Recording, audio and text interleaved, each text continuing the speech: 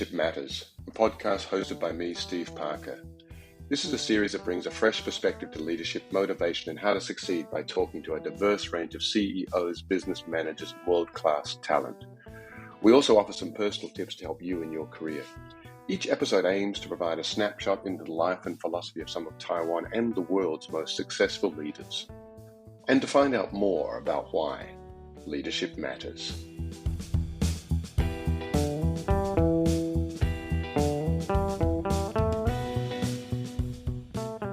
Super happy today to have Robert Jordan in the studio. Robert is the CEO of Interim Execs, which is a company that matches top executives with companies around the world. He just told me he's matched over 7,000 leaders with the right positions around the world. Based on his research with thousands and thousands of leaders and companies, he and Olivia Wagner wrote a book called The Right Leader, Right Time, Discover Your Leadership Style for Winning Career and Company, and have launched the FABS Leadership Assessment, which is a free assessment that they put out at rightleader.com. Designed to help leaders find the right kind of matching process. So he described himself to me as a matchmaker, which I think is a really nice way to put it.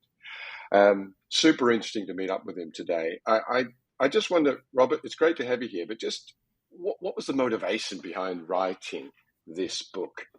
Thanks, Steve. It was both something really negative and something really positive. So the negative was that, as you said, we've been approached. We haven't matched. We've been approached by about 7,000 executives from 50 countries, and the vast majority of executives, regardless of country, are having leadership journeys, career experiences that are not, oh my gosh, this is incredible. They could be okay or pretty good, but not over the top. And the flip side was that over so many years, we saw the top 2, 3, 4% who were doing incredible, amazing things. And because we have a ringside seat, when we place an executive, we're talking to the board, we're talking to the owners. How's it going? How's the team? How's the executive doing? And we're talking to the executive. How's it going? And overwhelmingly, they're doing great. And we would then say, well, why? How? Tell us more. And we identified 4 distinct styles of leadership. Because we were seeing so much failure and at the same point, this incredible excellence, we thought we have to write about this. And primarily, we have to write about it for people who are younger in their careers and leadership journeys, because there are some glaringly obvious things that many leaders get wrong. I'm really curious about what are the types? And of course, I'm going to try and find myself in this. Sure. And just to be clear, Steve, my own experience is built on a mountain of failure, including my first company. I'm highly entrepreneurial. I started the first magazine in the world that covered online and internet. I started at age 26 and I went bankrupt by age 28. So I'm going to call myself a keen student. I've done better and better in business over time, but that was based on very hard experience. So the four leadership styles are fixer, artist, builder, and strategist, FABS, or FABS for short. How did you start to identify these different kind of niches and different areas? And how radically different are these people? There was a lot of discovery. We had done a book with champion company founders before this. It was called How They Did It. And one of the executives in the book, apropos of nothing, out of the blue, he said to me, if I put a fixer into one of my companies and it isn't broken, he'll break it just so he can fix it. And that stayed with me for years, which is, it was just, it made perfect sense, but it was kind of like, what? So when we started having the experience years ago of placing executives into companies, there were clear distinctions. For example, when a company would show up that was an utter crisis, you needed a particular kind of leader to solve that crisis. Obvious label, fixer. There's a kind of energy in the world.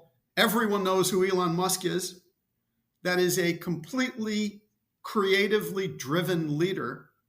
And he's a standout example, but many of us are driven from an innovative point of view. If you view the world as a blank canvas, as a piece of clay to be molded, you've got artist energy in you. Builder.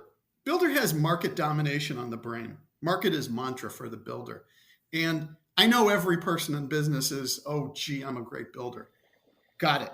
We mean it in a very specific sense, which is there are people who love to take small team, beginning product, beginning service, and move it to a point of market domination. And when it achieves some kind of scale, they tend not to want to stick around with it. They tend to want to do it again. That is builder leadership style. Strategist. Strategist is the leader at scale. Strategist is the leader of complex and incredibly large organizational size, where you have gone way beyond what Stephen Covey called personal span of control. Other kinds of leaders, fixers, artists, builders, tends to be there in teams, 10 people, 50 people, 200 people. There are personal relationships that are relied upon and they're valuable. The strategist is at scale and cannot rely on personal relationships to get everything done. How do you move an organization that has 10,000 people better than your competitors? That's strategist. In your experience, have you found that are people elements of all of these things? I mean, can you be a builder? Can you be a strategist? Can you have, and then I guess my next question for you is, in your experience, can you, how do you develop these skills, if at all possible? Well, first of all, we would never pigeonhole a leader and say, you are only this one thing. It's just not true. We are all combinations of abilities because a leader is called upon in so many different ways. The analogy we like is DNA. Highly successful leaders, what we found about Fab's leaders is they tend to reject what is not for their highest and best use. It's very easy to say. It's very hard to do. It's very hard early on in a person's career because they need the money, they need the job. And so early on, we're all doing things that are less differentiated. But what happens over time, and we all know people who are earlier in career, later in career, is that successful people, there is a path that becomes discernible and differentiated. And that's what we're saying. The question I always come back to is this self-awareness, right? I mean, if you're a leader and you're not the leader for that moment, that's got to be a super tough. Yeah. Because if it's coming from a scarcity mindset, which is there are no other jobs out there, yes, that would be fatal. That's not the way the world is anymore, right? Reid Hoffman, for example, the founder of LinkedIn, he started giving speeches to employees years ago to the effect of saying, we know this is just a tour of duty for you. We know for most of you, you're not staying here your whole career. Now think about how radically different that is from prior generations. I'm from the US and, I'm sure people that went to work for General Motors thought they're going to spend their whole career there. That's not the way the world is anymore. And so for most workers in the world, professionals, they're going to have careers that are varied and diverse based on their own expertise and desires. And it is not that they're going to be forced or have to stay with one company. If it was still the old model, what we're talking about would not work. This kind of differentiation only applies because the world is the way that it is now. But is there a time when you need to identify and say, I'm not the right leader for this moment? And how do you make, how can what you've done help us inform that? It's a great question. One of the key differentiators we think of great leaders, as we say great Fabs leaders, is they collaborate on steroids. Now, everyone at work says, I'm a great collaborator. Well, it's just not true. It's not. And what comes from not great collaboration is, it's paranoia, it's lack of confidence. It's, they're going to see that I'm not great at everything. They're going to fire me. All of these kinds of things that don't advance anyone, right? What happens when someone starts achieving success, we think, is they tend to double down within their expertise they also tend to be better collaborators because they're not afraid of the fact that someone else is better than them at some function of the team. And frankly, they relish it. And that is what is needed of great leadership, is better collaboration. So if you have better collaboration going on, you've got more self-insight, which is going on. And I would just say this is something to strive for, something for all of us. I'm not immune to this. This is not something that, all of a sudden, well, to your earlier point, which is like, oh, I'm going to be just great at everything. I'm talking about years of trial and failure leading into coming to something better. We did not identify many successful leaders who kind of ran the gamut of fixer, artist, builder, strategist. One of the standout examples, I think, is Fred Smith, the founder of Federal Express, FedEx. Clearly, he was an artist when he decided to write a paper in school on overnight delivery. I don't know if the joke was he got a C. He starts it up. These stories are legendary. He couldn't meet payroll. He goes to Las Vegas to gamble to get the payroll. A lot of fixer energy, right? Clearly FedEx, dominant organization, builder. And he successfully stayed 51 years. How far out of the mean, how many standard deviations off is that for most senior leaders? But he arrived at a point of strategist in charge of an incredibly complex, large organization.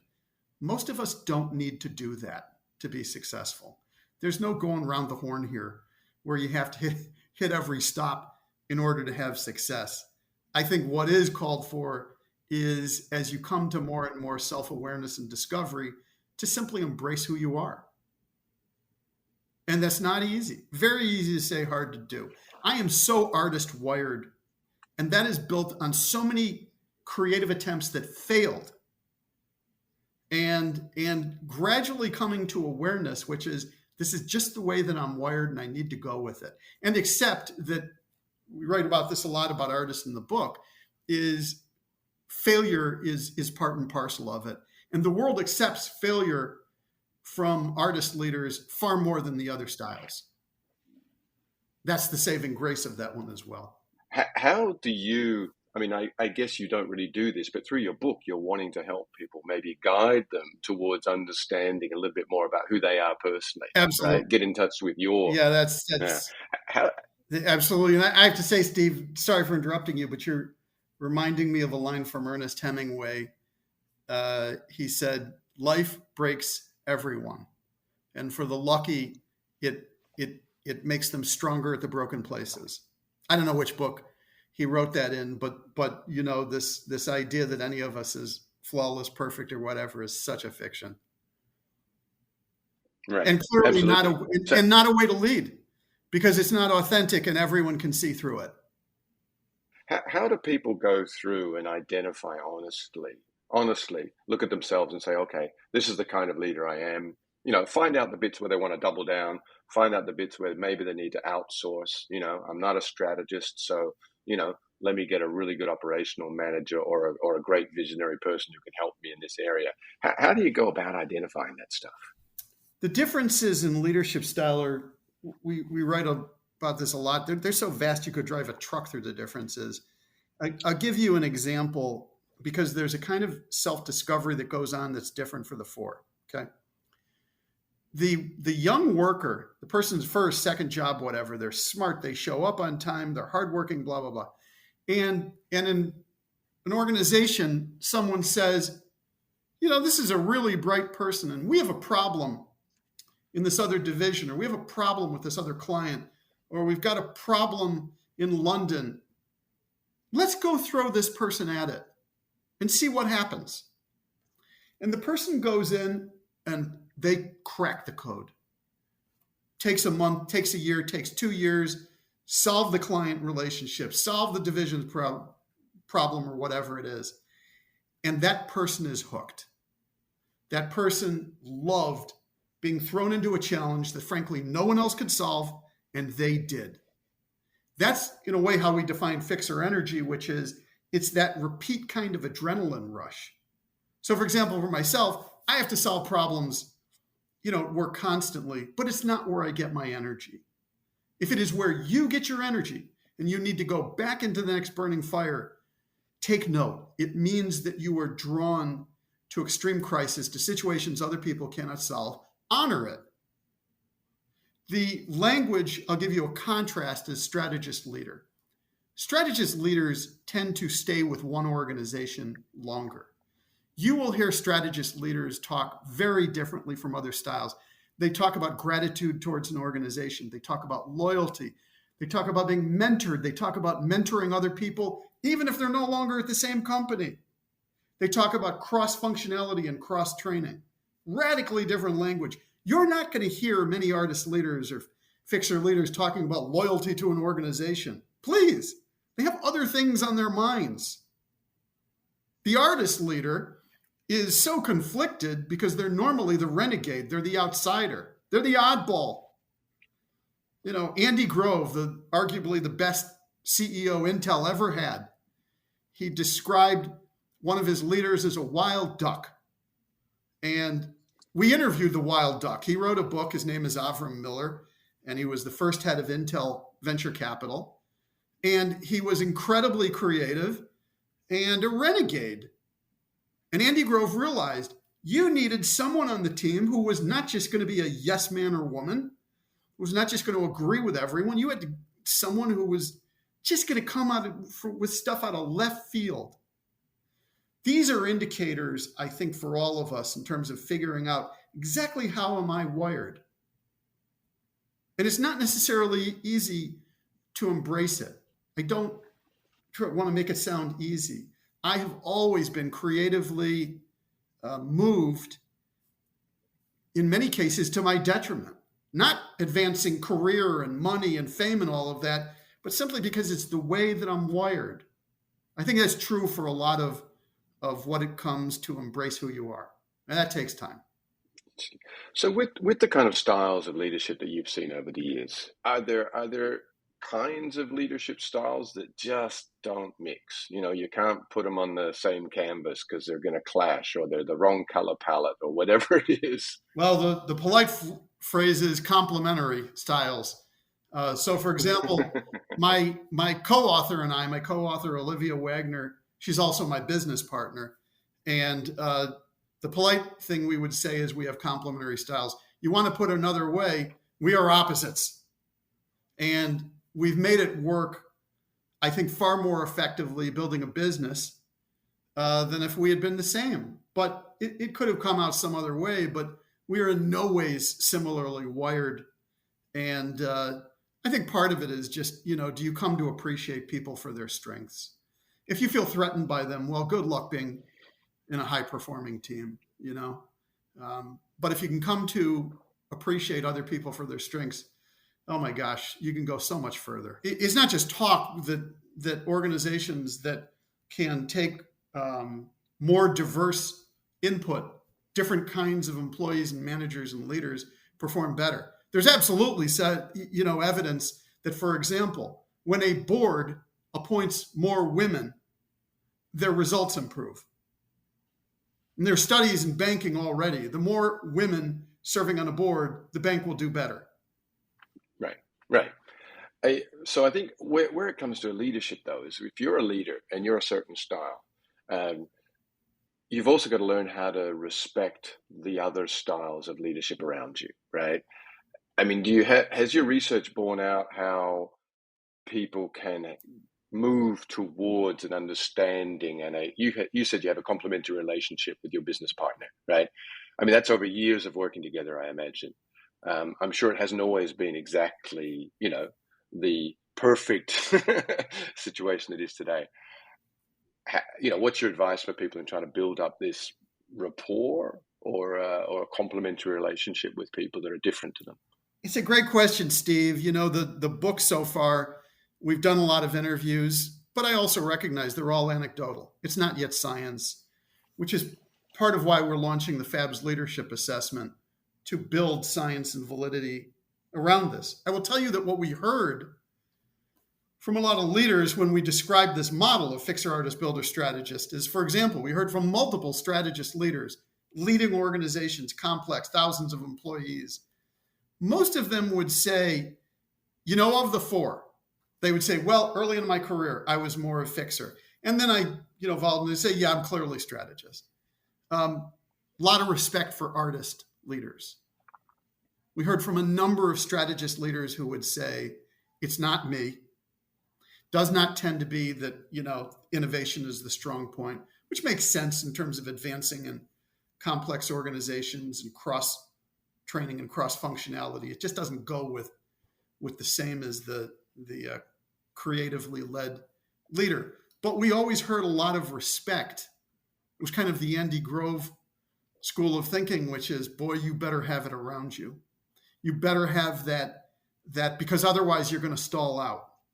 And there's just no industry, country, nothing is immune now to the next disruptive change.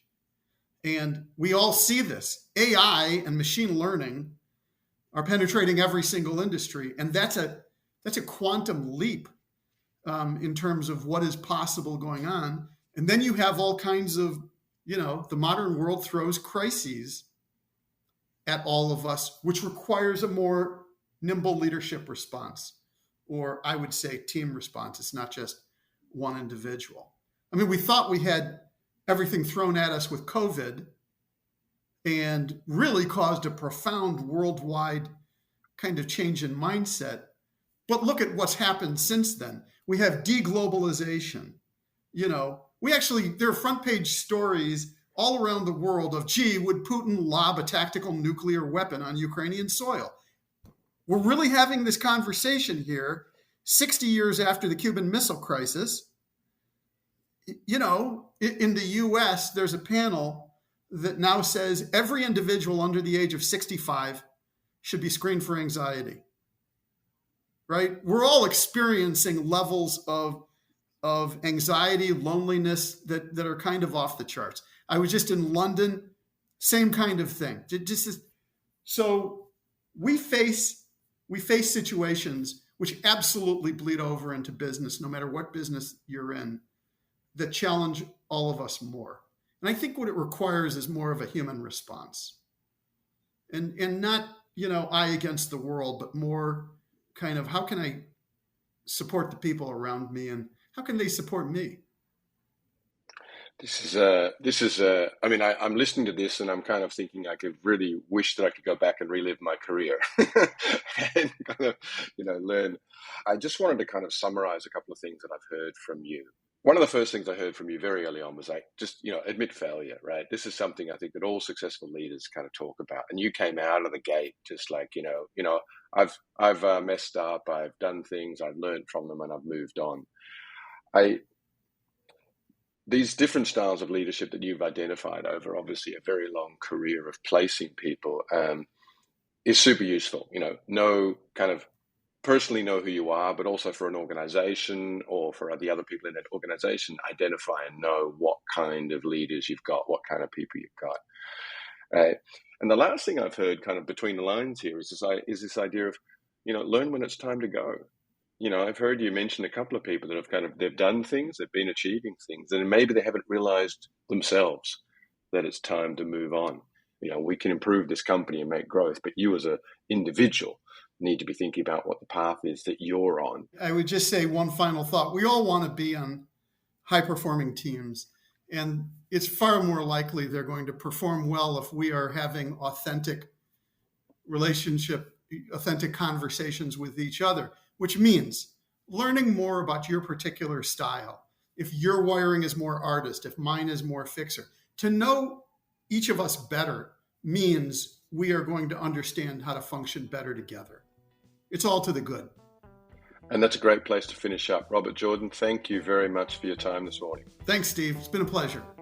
You can listen to this podcast on the fourth Monday of every month on ICRT, and after that on the ICRT website, Apple Podcasts, Spotify, or wherever you get your podcasts. Just search for Leadership Matters by Stephen Parker.